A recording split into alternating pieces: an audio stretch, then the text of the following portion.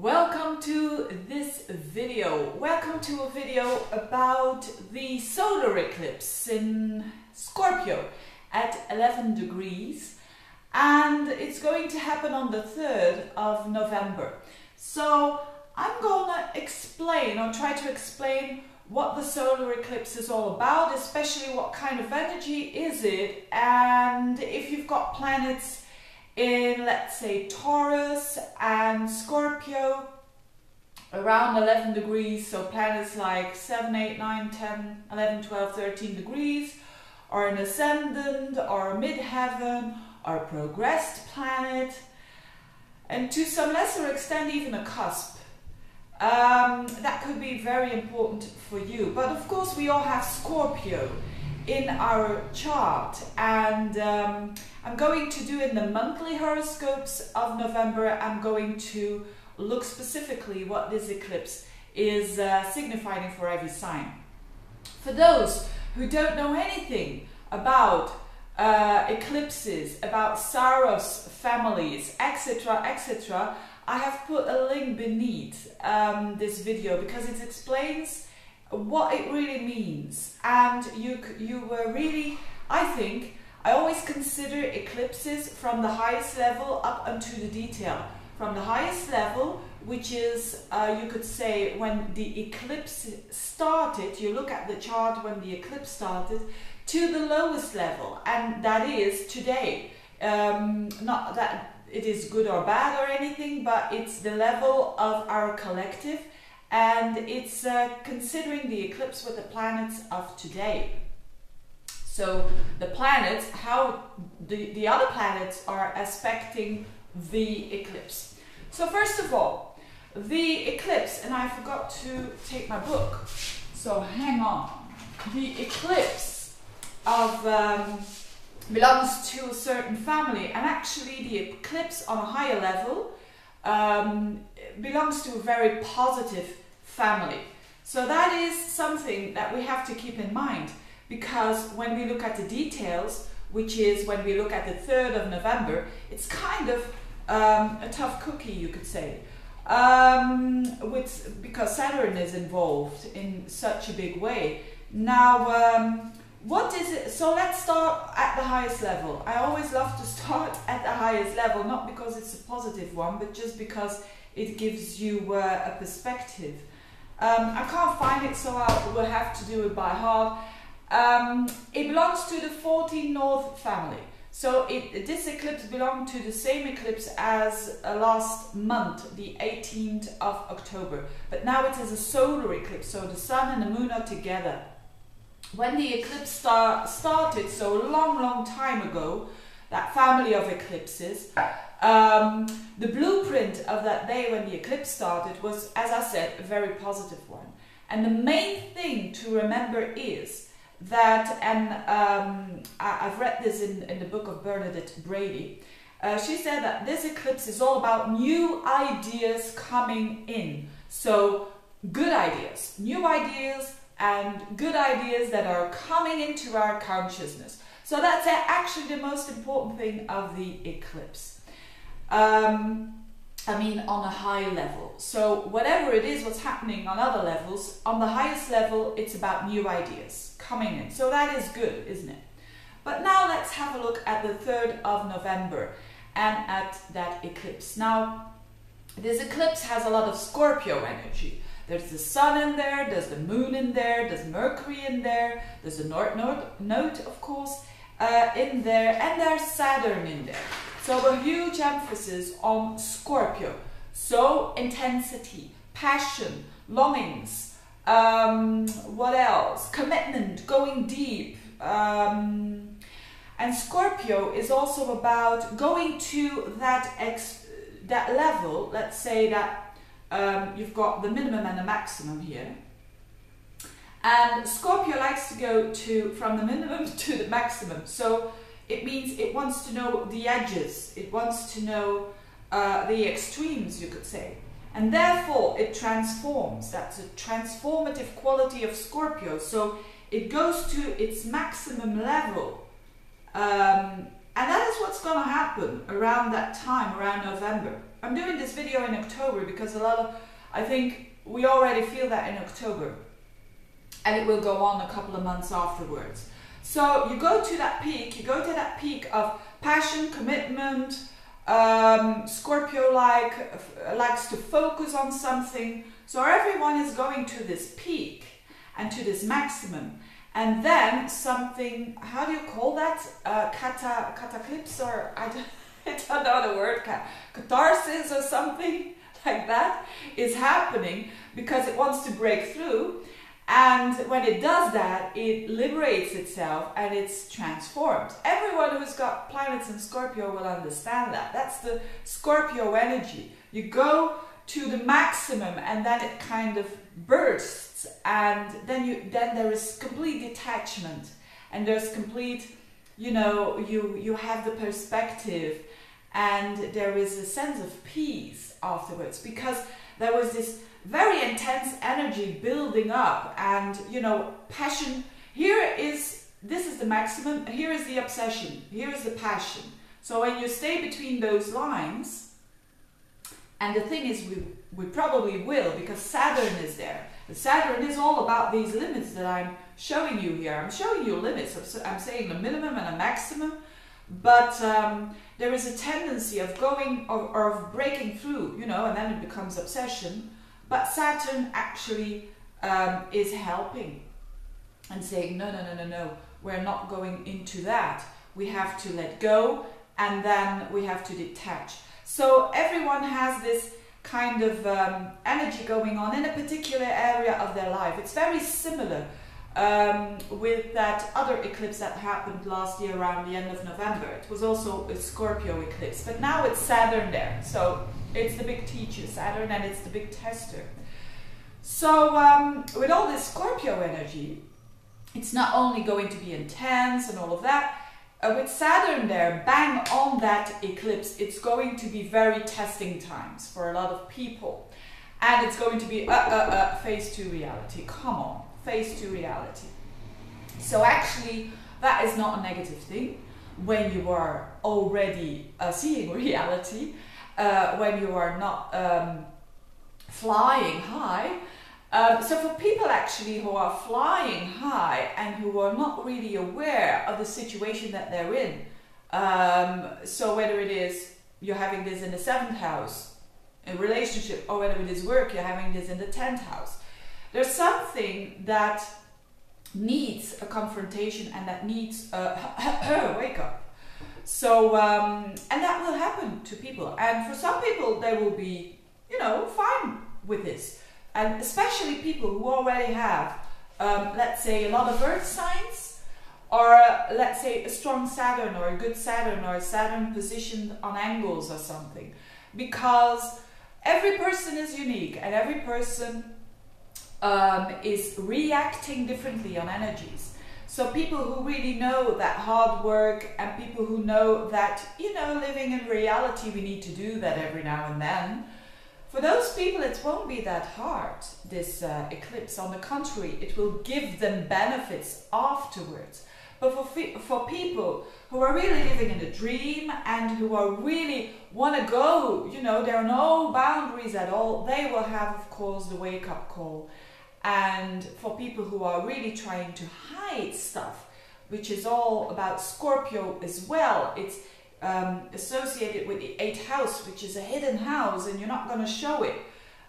So people who are really not confronting themselves with themselves are going to have a hard time, of course, because Scorpio and Saturn, and this is all about mirror. It's mirror, mirror on the wall. It's really, if you are not, let's say you have this in the 7th house, and if you are not wanting to see about problems in a relationship, or you have this in the 10th house, you're not wanting to see that this is not a true job that you're doing, because Scorpio is so much about truth. And if you don't want to see this, you know, life is going to be hard on you, and life will prompt you into a situation that you will see. So I think it will be, November is going to be a very important month for all of us. Not only we have a perfect square between two planets who are very transformative, like Pluto and Uranus, But we also have this very intense solar eclipse and Saturn playing a very important role with it. So a lot of people will become more mature because that is what Saturn does in that particular area in your life. And whether that is good or bad, that's up to you to decide. Now, another thing that is involved here is the Mercury Retrograde. So a lot of people will have already thought about this specific area of life because Mercury is still retrograde when the solar eclipse happens. And it's going direct a couple of days afterwards, I think. Let's have a look. It's going direct on the 11th, Mercury. So the insights will come after that. So that's also a good sign. That the insights, I think a lot of people are going to make decisions. And it's best to take decisions, let's say, around the middle of November, when Mercury is going direct again, and then the minds will be clear. So Mercury is also not in a really good position there because it's combust with the Sun. So at the time of the eclipse, I don't think people are, if things are happening around you that are bad or not bad or small or drastic, whatever, it's a good time to just let it sink, or how do you say that?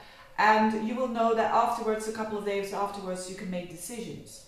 The other thing is that the moon is also combust and in not the happiest position in Scorpio. So the other thing is that expect that some people will feel that coldness, you know, that Saturn on the moon and on the sun in a natal chart is really, especially in Scorpio, it's cold.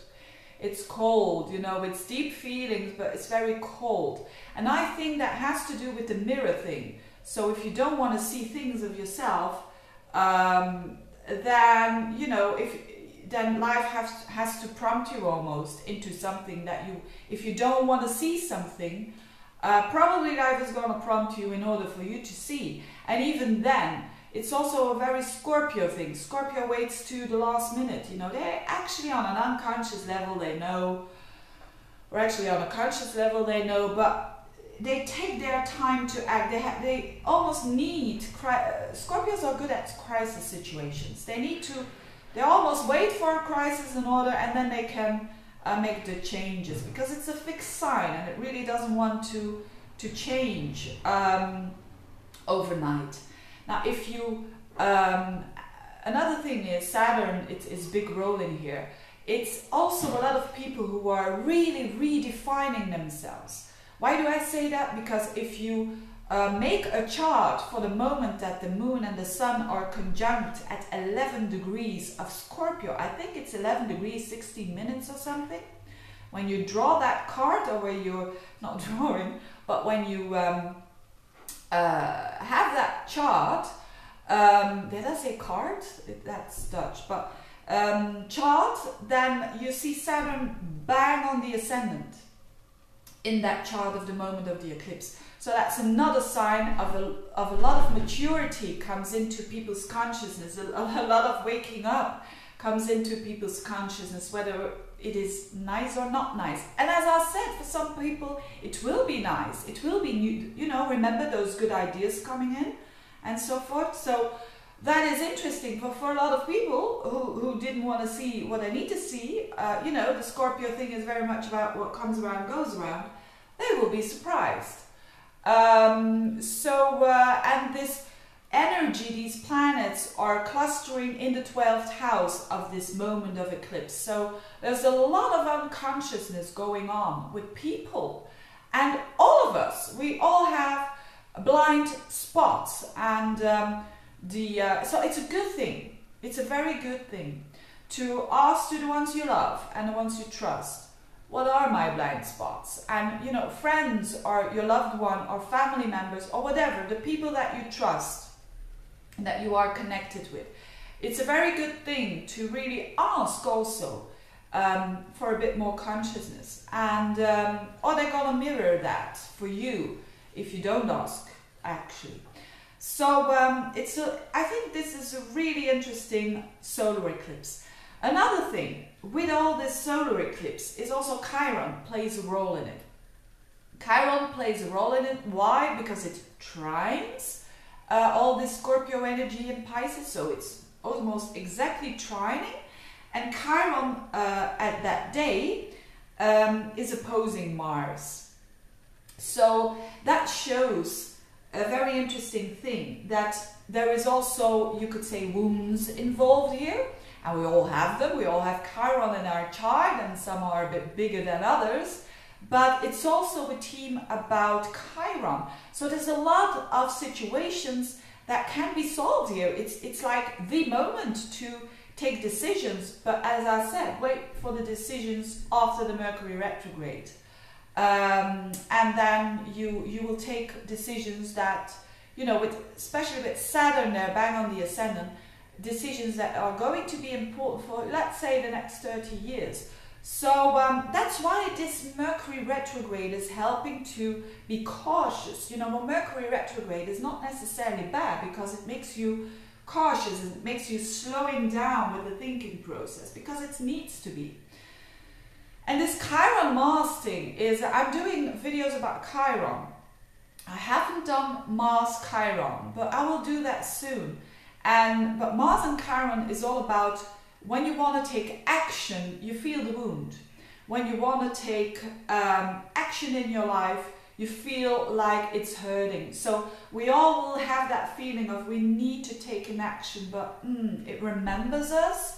Or, you know, there's a lot of healing that has to be done there as well in the world, on the collective. And I think this is a positive thing, because Virgo and Scorpio, they get along well. It's a sextile. And Mars is in the sign of Virgo. And that clustering of planets in Scorpio is in the sign of Scorpio.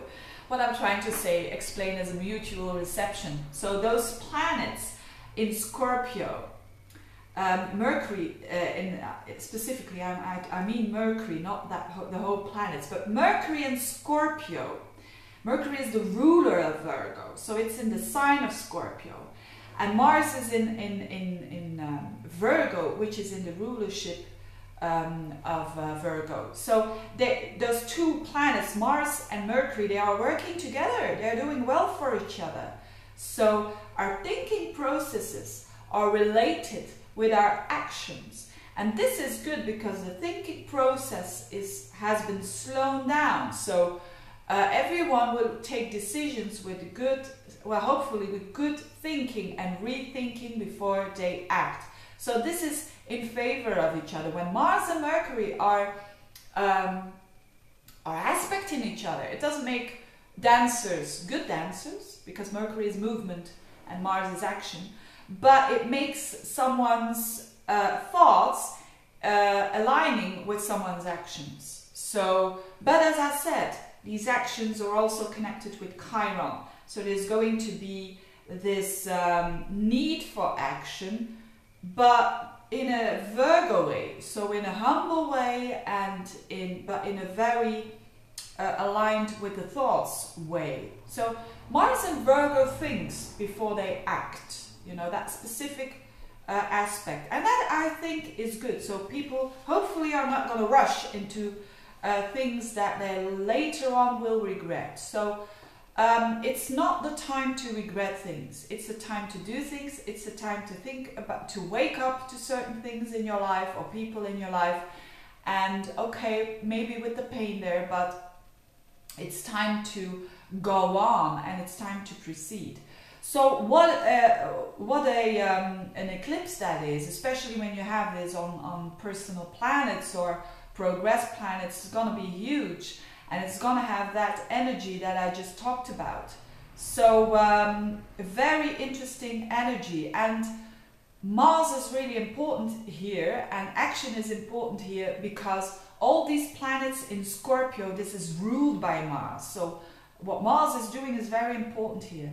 Now I'm just looking if there are other things happening, and I think that's the most important one. So remember that this is all for us, the collective, to bring in new ideas.